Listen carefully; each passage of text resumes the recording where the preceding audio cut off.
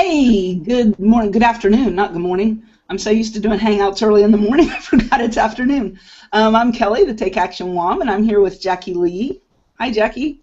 Hi. We're here on Rebel TV today, which we do every Monday through Friday at 3 p.m. and on Wednesday nights at 8 p.m. for those of you who can't be here in the afternoons. Today we're talking about passion, finding your passion. How do you find your passion, and do you even really need to find your passion to be successful in your business? Um, and this is something I write about a lot, and I feel like, I've had more success since I have found something that I'm passionate about writing about, which in my case is actually about blogging. I love blogging. I've been doing it for so long, and I've learned a lot about it, and it's just I've gotten really excited about it, and being able to take action and see your actions take effect, and how things grow when you start doing that. And it's really exciting for me, and the mindset changes that I've had, all these things are super exciting for me, and I love writing about them. So I've written a lot about finding your passion. Well, for a lot of people that can be scary. How do you find your passion? What do you do? And Jackie and I have talked about this quite a bit, and in fact, just between the two of us, and the things that people can do to help find their passions. Jackie, do you have passions that you write about in your business? Yeah, sure. Blogging happens to be, and marketing, and it happens to be one of my passions too. But it wasn't always. That's not what I started blogging about when I started blogging.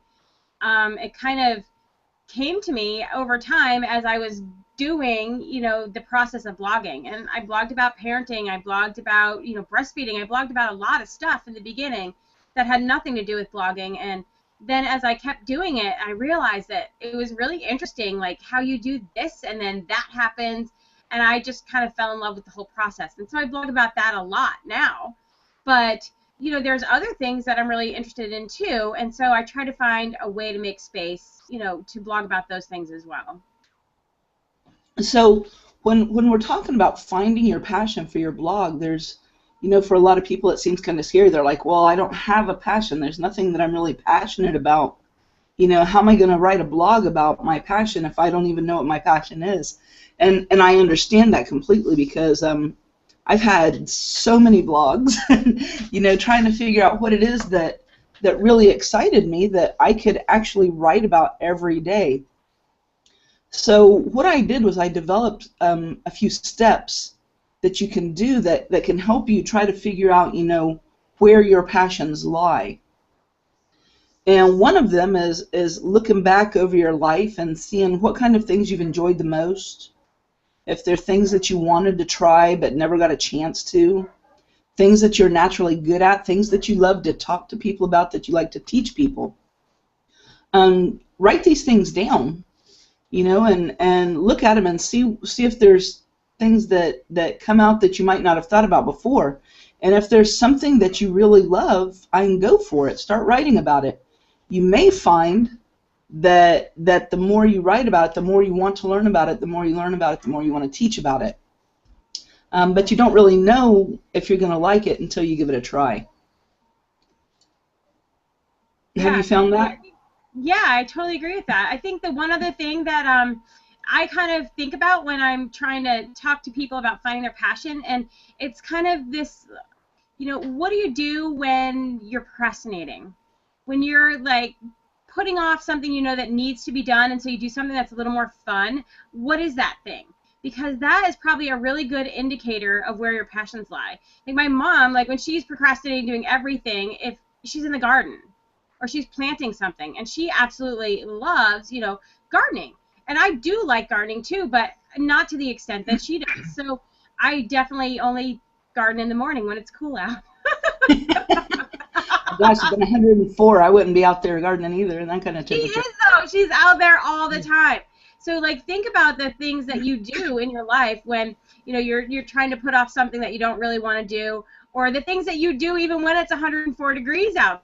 And most people would be like, I'm going inside where it's air conditioned, think about those kind of things, and those are the things that you're willing to do when it's uncomfortable. Then you're gonna have enough. You're gonna have enough oomph to keep going and to create something really wonderful around that topic. And you know, something that Jackie and I were talking about right before we got started was, you know, there's the idea, and something I've kind of been believing.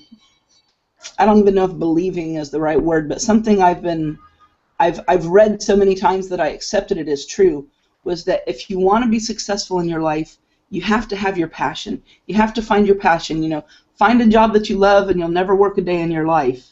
You know, is the thing that people always say, and you know, once you find your passion, you'll never feel like you're working. You know, you're going to love what you're doing so much, and I think that's intimidating for a lot of people, because you feel like how am I going to succeed if I just don't even have an idea what my real passion is?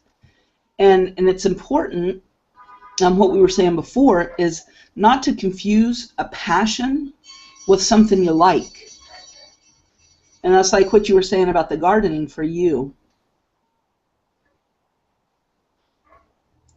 Yeah, I'm not sure where you're going though. That's what you were saying earlier about the gardening, you know, before we got started, about how, you know, it's something that you enjoy, but it's not really a passion.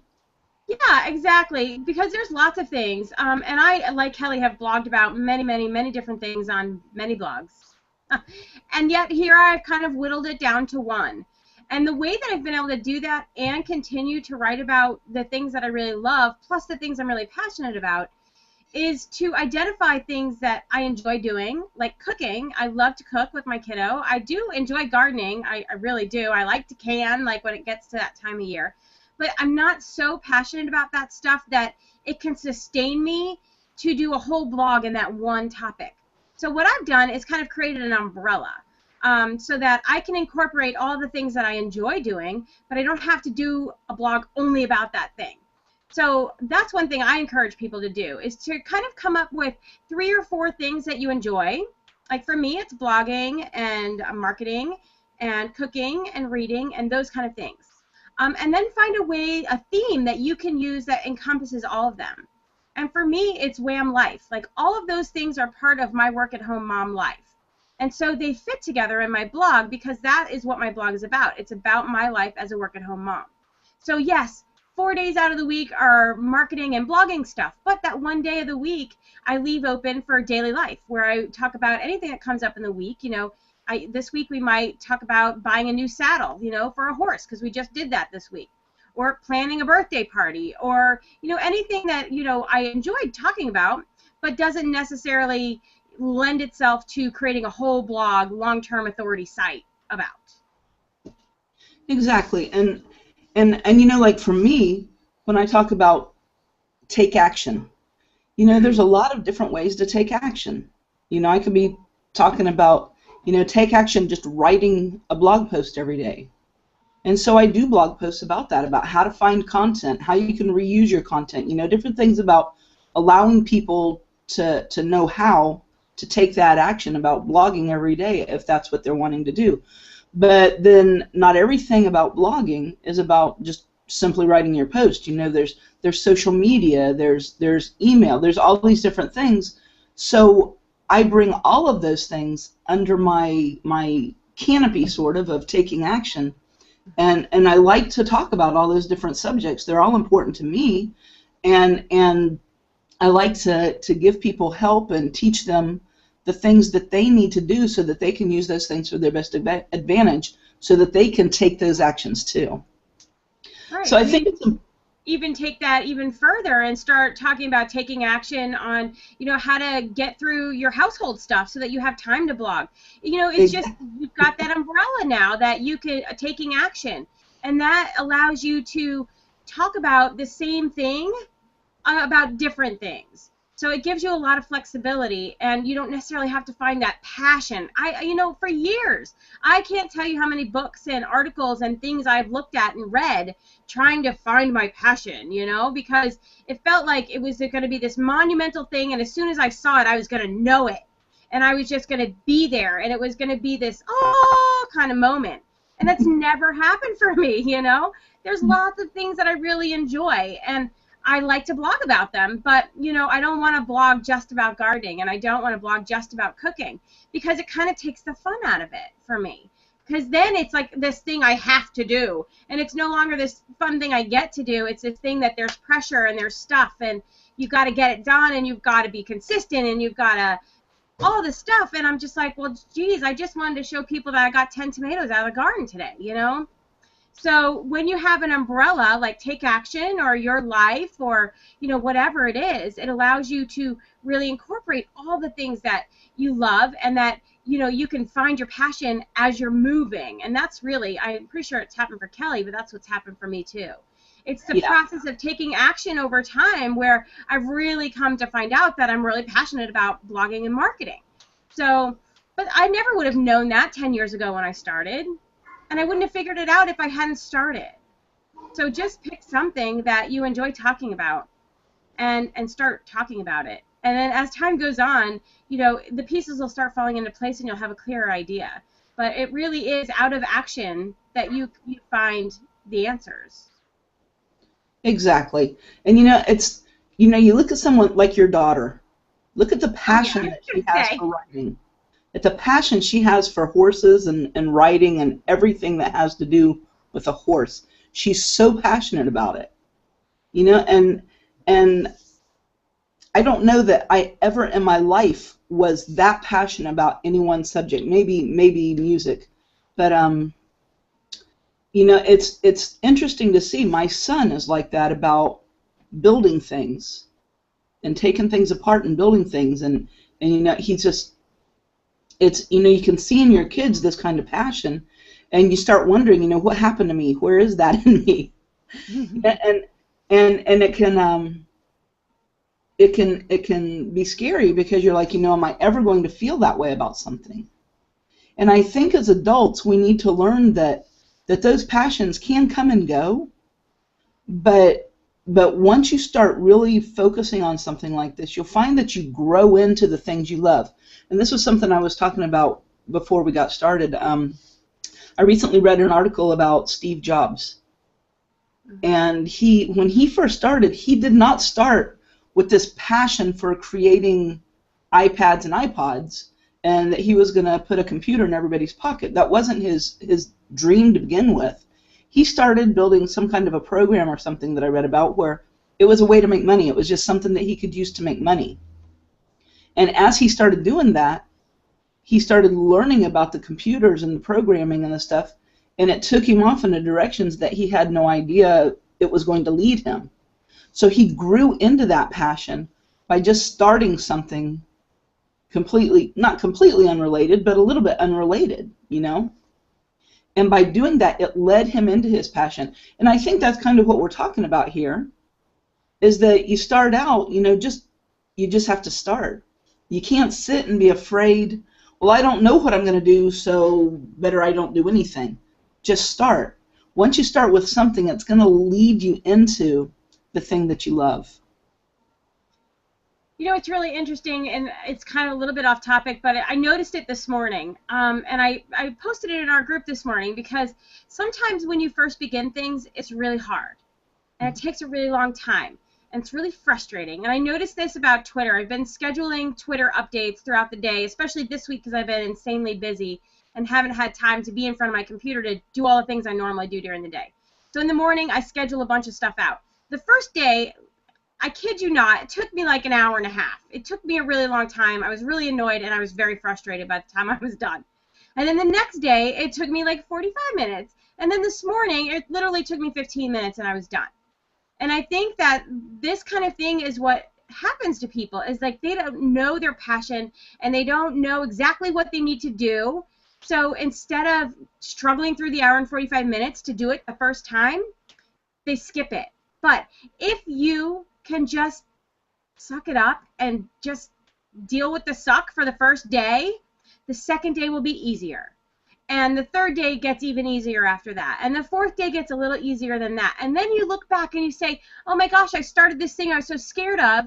a month ago, and it took me 3 hours to do it, and here I am, and I actually look forward to it a month later, and it takes me 5 minutes. And I think that is a part of the process, and it is one of the scariest parts, because you just really, when you're starting something new, you don't know what the hell you're doing. But you've just got to do it anyway, because that's how you get moving, and that's how you get started. And as you go, some things are going to work great, and some things are going to fall apart, and you're going to learn from that. You're going to learn that this is not my passion. I did this for a month, and it sucked, and I don't want to do it anymore. And that's good. That's really good, because now you have eliminated one thing. And then you just have to keep going and try new things, and then blog about some different things. And then at some point, you're going to hit something, and you're going to have a little or a big aha moment, and you're going to realize, oh my God, this is what it's all about. But it starts from getting started. It's so funny that you mentioned Twitter, because, you know, I've been on Twitter for, what, 5 or 6 years? Uh-huh. And I'm almost since the beginning, I think. Since the beginning, maybe not the very beginning of Twitter, but not far after. Mm-hmm. And I sat there for years and hardly ever used it. Every once in a while I'd tweet out a blog post or something, but I never really... I followed celebrities because I like, you know, read what Steve Carell says or whatever, you know, and I didn't connect with people. I just followed people that I liked reading what they said. I wasn't talking to people. I wasn't communicating with other people. I wasn't trying to build a following at all, because I really didn't like Twitter. I didn't like being constrained to the 140 characters. I didn't like the way the conversation was so crazy. I'm not a party person, and Twitter for me was like a big party. And all the stuff is flying by so fast, I just felt really out of place there. I felt much more comfortable on Facebook. But about 2 months ago, 2.5 months ago now, I decided to make a go with Twitter, see what I could do. And I read a few things, and you know, to see how Twitter worked and how I could better modify it to work good for me. And I just started doing things, and at first it was really hard, and I wasn't crazy about it. But the things that I was doing, they started working.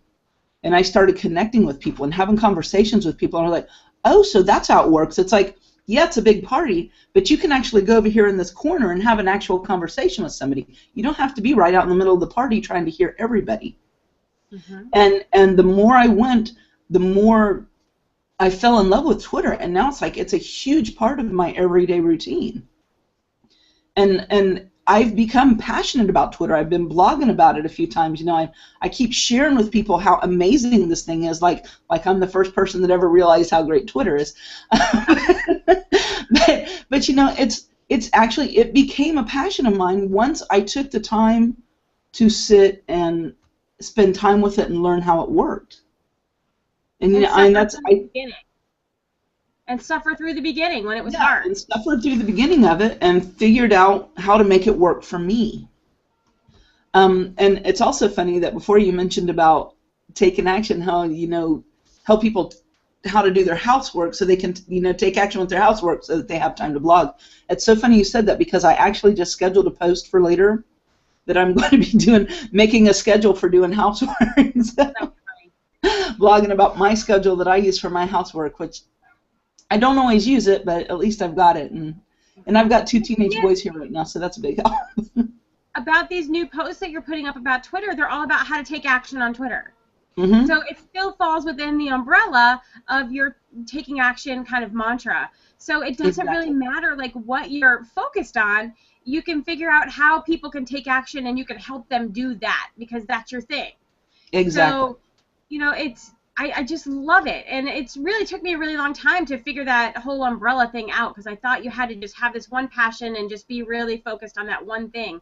But I found, like, by having an umbrella that you can incorporate a lot of different things in under kind of one heading, it makes things so much easier. And, you know, it's really easy for me to get bored talking about the same thing over and over again. So it allows me to alleviate that boredom, because I could talk about all kinds of things, but they all make sense because they go together because I have the umbrella. And understand that this, your passion isn't always the same thing as your niche. Because my niche, you know, in order to be successful online, you do really need to focus on a niche. And the smaller your niche is, the better you're going to do up to a certain point. You know, if you get your niche down to where it's one guy named Fred in Oklahoma, no, that's not going to work. But you have to get your niche as narrowed down as you can, because you have to be talking to somebody. And I make every effort when I write a blog post. I say, is this talking to the person I want to be talking to? You know, I've made up this person in my mind of who my target market is. And the people who are my target market, the person who is my avatar, my person, is somebody who wants to be able to take action, who is a stay-at-home mom, who wants to build a profitable blog, you know, and needs to know what actions to take to make that happen. And so that's the person I'm writing to. And that's a very narrow niche, I think. But encompassing that, I've got a lot of different things I can write about. So I'm not writing the same post over and over for this person. I'm writing a lot of different things that will help that person. I think that's a great distinction. Absolutely a good distinction, for sure. Yeah, I don't want people to think, well, didn't you tell us before we're supposed to narrow it down and have, and now you're telling us we need a canopy. No. Don't get the two things confused. Your target market is your niche. But what you write about are going to be things that are designed to help that person or those people. Very good. So I think that's about it. I think that's what I really wanted to say. Do you have anything you want to add, Jackie? No, I think we've done a great job today. Okay. Awesome. Then that's going to be it for us. I hope you enjoyed it. We try to keep Rebel TV a little short because we know people are busy in the day. I hope you got some value from this. If you did, you're here because somebody cared about you enough to send you to this video. And I bet that somewhere around it there's a big button somewhere that says click here for more information or join us here or something like that. So why don't you click that button and see what you find. You might learn even more than you did today. This is Rebel TV. We're the Rebels. And we do this every day at 3 p.m. Monday through Friday, 3 p.m. Eastern, and again at 8 p.m. on Wednesdays. So you can join us every day if you like and see what it's like to be a rebel. You know, what we do as rebels, why we're here, what we're doing, how we're doing what we're doing. I guess that's it for us. Thanks for joining us. I'm Kelly. Talk to you later. Bye.